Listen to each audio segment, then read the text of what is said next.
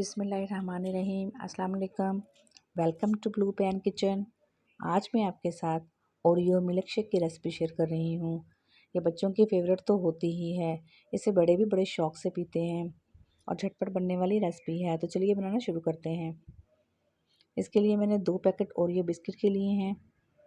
ये 20 रुपये वाला पैकेट है, आप कम या ज़्यादा अपनी मर्ज़ी से ले सकते हैं। इसके लिए एक ब्लेंडर जग चाहिए, उसके अंदर ओरियो बिस्किट शामिल कर देंगे। 3-4 टेबल स्पून मिल्क पाउडर शामिल करेंगे।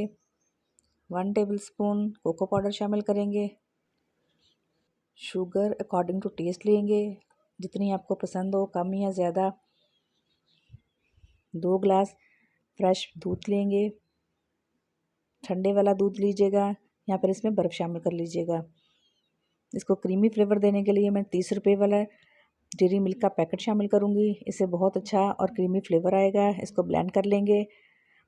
मिल्क शेक रेडी हो चुकी है। डेयरी मिल्क चॉकलेट का एक पैकेट लेके इसे ग्लास डेकोरेट करेंगे। आप चाहें तो चॉकलेट सिरप से भी ग्लास डेकोरेट कर सकते हैं। मिल्क शेक को सर्विंग ग्लास में निकालते हैं। आप मिल्क शेक को खूब ठट्टा करके सर्व कीजिएगा। यहाँ इसमें बर्फ़ शामिल कर लें या फिर इसको ऐसे ही फ्रीज़र में रखकर ठंडा कर लें। दोनों ग्लास ऊपर तक भर लेंगे। अब गार्निश के लिए क्रीम ऐड करेंगे।